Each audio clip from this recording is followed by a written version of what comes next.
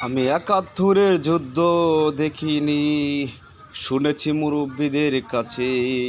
আমি একাত্তরের যুদ্ধ দেখিনি, শুনেছি মুরব্বীদের কাছে। এখন 2024 সাল, বাংলাদেশের কি হাল? 2024 সাল, বাংলাদেশের কি হাল? আমি স্বপ্নেও তো ভাবিনি।